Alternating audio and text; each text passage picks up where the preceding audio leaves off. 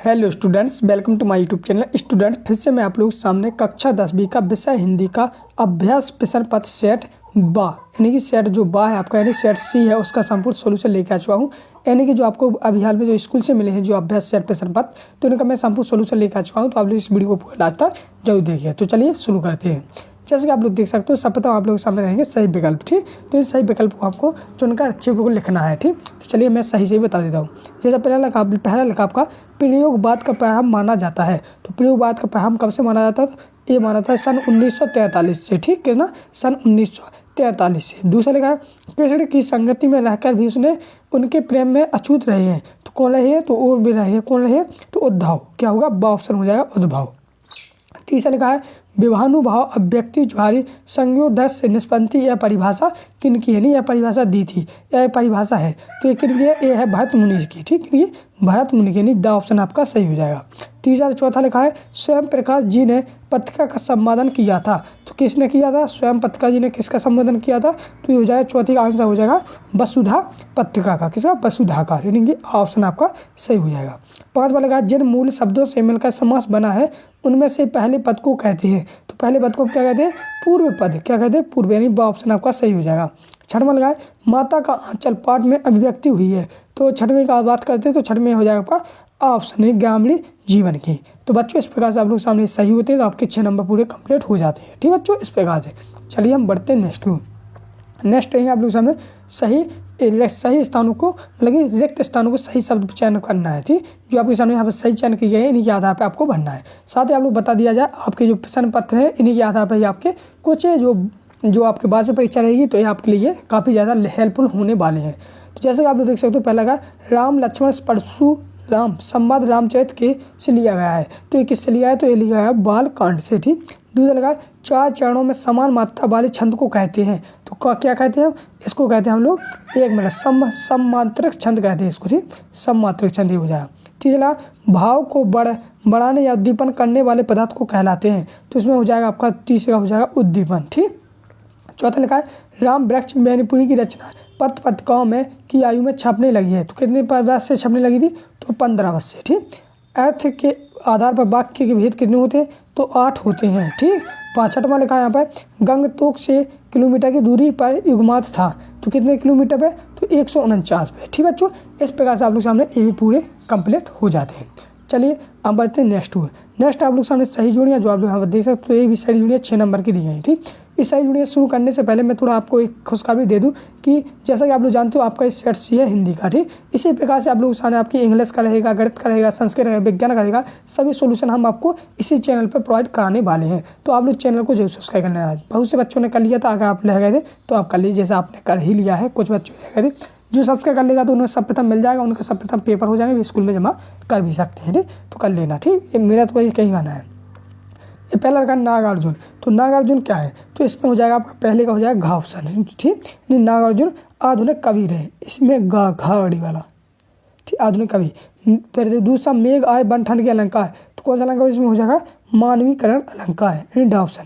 कहानी के तत्व। तो कहानी के तत्व कितने होते हैं? 6 होती है। ठीक, अब है यह तीतात गले का हार प्रियहील।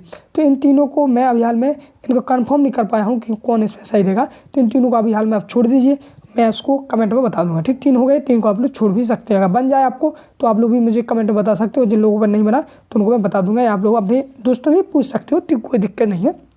फिर आप लोग इसकी आगे कर लीजिए। ठीक, जैसा पहला लगा एक वाक्य में उत्तर ही है। फिर पहला लगा कवि निराला ने बादलों की तुलना किससे की है? तो आप लोग हो गए कवि निराला जी ने बादलों की तुलना उन लोगों से की है। क्या लिखोगे?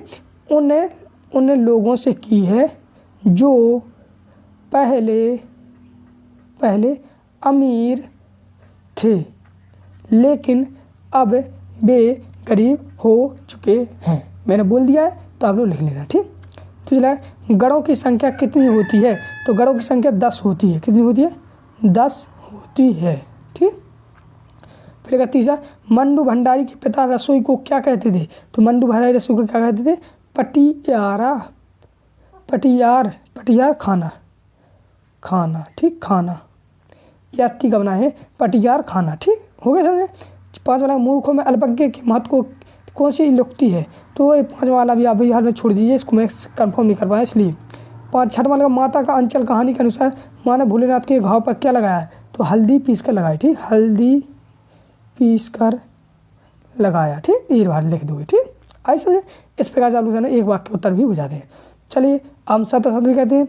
जैसे पहला लगा आप लोग सामने, संगीतकार की आवाज़ में हिचक साफ सुनाई देती है, तो ये हो जाएगा सत्य है। संगीतकार अगर हिचकता है तो उसको साफ आवाज़ सुनाई देगी, ठीक। फिर भी आप लोग कंफर्म करना ना, अगर आपको असत्य लगता है तो मुझे बताना कमेंट में, मेरे हिसाब से सत्य है, ठीक। दूसरा, जहाँ अलौकिक भाव उत्पन्न भाव होता है तो सत्य हो जाएगा। एक संस्कृत व्यक्ति किसी नई चीज़ की खोज नहीं कर सकता, तो यह सत्य हो जाएगा, कर सकता है। न्याय के अनुसार न्याय करना न्यायशीलता है, ये सत्य है। भोलानाथ का अधिकतर समय उनकी मैया की सन्निधि में गुजरता था, तो इसको आप लोग अपने हिसाब से कंफर्म कर लेना, लेकिन मेरे हिसाब से तो ये 5 वाला सत्य ही रहेगा, ठीक।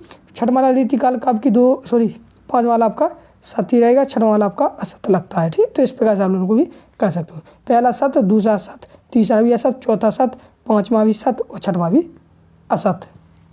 ओके, इस प्रकार से आप लोग सामने सत्य असत्य हो जाते हैं कंप्लीट, ठीक बच्चों। आगे सुने, ये जैसे आपने पहला सत्य हो जाएगा, दूसरा असत्य, तीसरा भी असत्य, चौथा सत्य, 5वां सत्य, 6वां असत्य।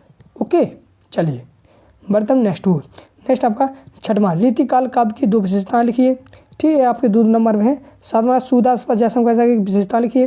गोपियों के अनुसार राजा धर्म का क्या होगा? चलिए इन सभी का मैं आंसर बता देता हूँ आपको, ठीक। चलिए आप लोग अपनी पेन कॉपी लीजिए और लिखना शुरू कर दीजिए, ठीक। अब मैं आगे लेके आ चुका आप लोग सामने आंसर। तो ये आ गया आप लोग सामने पहला आंसर, जैसा कि आप लोग देख सकते हो 6वां वाला। 6वें प्रश्न पूछा गया था आप लोग सामने यहाँ पर, रीतिकालीन की 2 विशेषताएं लिखिए, ठीक। तो ये 6वें का आंसर है। तो आप लोग लिखोगे पहली विशेषता ये लिख दोगे, यहाँ से इस प्रकार से लिखोगे, इस प्रकार से यह काल, यानी या तो यहाँ से लिखोगे, ठीक। इसको छोड़ दो, यहाँ से लिखो, यह इस काल की मुख्य विशेषता कही जा सकती है। सॉरी, एक मिनट बच्चों, आपको यहाँ से लिखना है, ठीक। यहाँ से यहाँ तक हो जाए तो एक हो जाएगी आपकी, ठीक। अगर फिर छोटी बता रहा हूँ, दूसरी आपको यहाँ से लिखना है। इस काल के प्राय सभी कभी आचार्य पहले थे और कभी बाद में, ठीक। इस प्रकार से आपका ये दूसरा हो जाएगा। तीसरा आपका यहाँ से हो जाएगा, तो 2 लिखनी है, तो एक यहाँ से यहाँ तक हो जाएगा, दूसरा यहाँ से यहाँ तक हो जाएगा, ठीक। इस प्रकार से हो जाएंगे, ठीक बच्चों। आगे समय जी वीडियो को आप लोग लिख लीजिए, ठीक। फिर आपका 7वां प्रश्न में पूछा गया है, सूदास अथवा जयशंकर प्रसाद की काव्यात्मक विशेषता निम्नलिखित में बिंदुओं पर कीजिए। 2 रचनाएं लिखनी है, कला पक्ष लिखना है। तो आप लोग सूदास की देखो 2 रचना लिख लीजिए, ठीक। ये 2 रचना हो जाएंगी। और क्या पूछा है? कला पक्ष ओनली, ठीक। तो कला पक्ष पूछा है तो आप लोग कला पक्ष ए वाला लिखेंगे, ठीक। 2 रचना लिख दी है। हमको भाव पक्ष नहीं पूछा है तो भाव पक्ष नहीं लिखेंगे, कला पक्ष पूछा है तो कला पक्ष लिखेंगे, ए वाला, ठीक। ये लिख देना, ठीक। आगे समय ये आपका हो जाएगा कला पक्ष, ठीक। वीडियो को रुक कर लिख दीजिए, ठीक। बढ़ते नेक्स्ट रहेगा आप लोग सामने यहाँ पर 8वां प्रश्न पूछा है, गोपियों के अनुसार राजा का धर्म क्या होना चाहिए? तो आप लोग इस बेला 8वीं का आंसर लिखोगे, गोपियों के अनुसार राजा का धर्म उसकी प्रजा की हर तरह से रक्षा करना होता है तथा नीति से राज धर्म का पालन करना होता है। तो इस प्रकार से आपको ये 8वां वाला लिख देना है, ठीक बच्चों। आगे समझे, चलिए हम बढ़ते नेक्स्ट है आप लोग सामने 9वां प्रश्न, जिसमें पूछा गया है, कवि सूर्यकांत त्रिपाठी निराला की आँख फागुन की सुंदरता से क्यों नहीं हट रही है? लिखिए। चलिए 9वें का आंसर आप लोग सामने ये हो जाएगा, जिसमें आप लोग लिखोगे ए वाला प्रश्न। फागुन का मौसम तथा दृश्य अत्यंत मनमोहक होता है। चारों तरफ दृश्य अत्यंत स्वच्छ तथा हरा भरा दिखाई दे रहा है। पेड़ों पर कहीं हरी तो कहीं कली लाल पंक्तियाँ हैं। फूलों की मंद खुशबू हृदय को मुग्ध कर लेती है, इसलिए कवि की आँख फागुन की सुंदरता से नहीं हट रही है। तो ये आपका 9वें का आंसर हो जाएगा। चलिए बढ़ते नेक्स्ट प्रश्न क्रमांक 10वां, जिसमें पूछा गया है, महाकाव्य की 2 विशेषता लिखिए।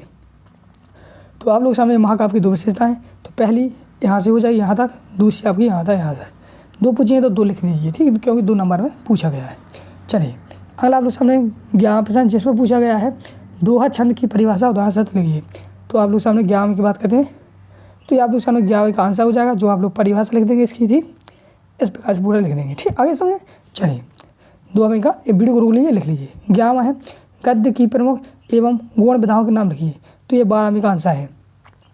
तो ये हो जाएंगी गद्य की पूरी गौण विधाओं के नाम, जैसे कि नाटक, उपन्यास, कहानी, निबंध तथा आलोचना का आरंभ। तो भारतीय युग में हुआ, द्वितीय युग में जीवनी, यात्रा, वृत्तांत, स्मरण और पात्र के सहित आरंभ हुआ है। गद्य काव्य संस्मरण और खचित की विधा छायावाद युग में विशेष समृद्ध है। तो ये आपका 12वें का आंसर हो जाएगा, ठीक बच्चों।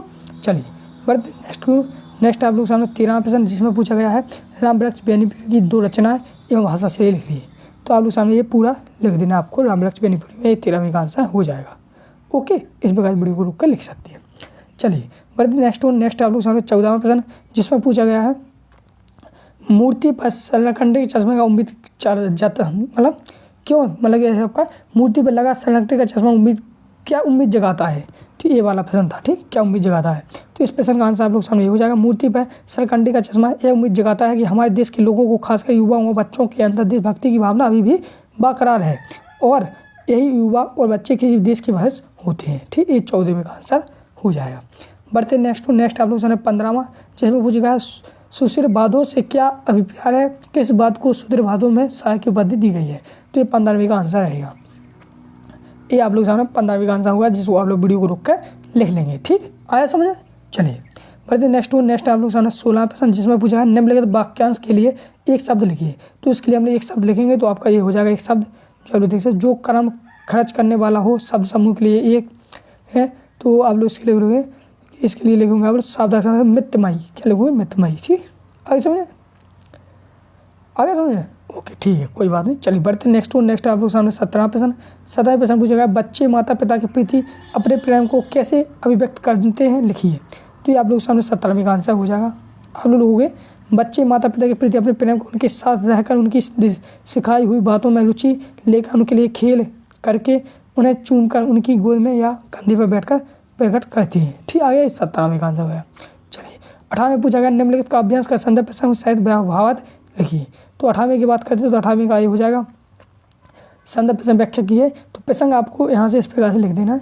ठीक, काव्य ये थोड़ा बड़ा है क्योंकि इसलिए है क्योंकि ये आपका कितने नंबर है, 3 नंबर में है। थोड़ा आपको ये लिख देना है इस प्रकार से और थोड़ी आप व्याख्या भी कर देना। ठीक, व्याख्या थोड़ा आप कम कर सकते हो। ठीक, 3 नंबर में थोड़ा हमको बड़ा लिखना पड़ेगा। तो ये आपका 18वें का आंसर हो जाएगा। ठीक बच्चों, चलिए बढ़ते हम नेक्स्ट आपका 19वां प्रश्न। तो 19वां प्रश्न में निम्नलिखित गद्यांश की संदर्भ प्रश्न व्याख्या पूछी गई है। तो ये 19 का भी आंसर हो जाएगा। ठीक, ए वाला, तो ए वाला लिखना आपको 19 का आंसर। ठीक, थोड़ा ये आपका छोटा है इसलिए आप लोग उसको भी लिख लेना। ठीक बच्चों, थोड़ा अगर आप लोग बढ़ाना चाहते हो तो बढ़ा भी सकते हो। वीडियो को रोक कर इसको ए वाला आपका आंसर है। ठीक, ए वाला है आंसर। ठीक, ओके चलिए बढ़ते नेक्स्ट आप लोग सामने 20वां प्रश्न जिसमें लिखा है समय सदुपयोग के विशेष पर एक अनुच्छेद लिखिए। तो अनुच्छेद लिखना है तो अनुच्छेद वही कहलाता है मतलब कि किसी कोई मतलब 3 नंबर में लिखना। ठीक, तो थोड़ा आप लोग बड़ा लिखेंगे। तो ये आप लोग सामने समय का सदुपयोग के बारे में दिया गया है जो आप लोग यहाँ से लिखेंगे इस प्रकार से। ठीक, इस प्रकार से अब जो जहाँ पर निबंध लिखा ना आप लोग यहाँ पर लिखेंगे समय का सदुपयोग पर अनुच्छेद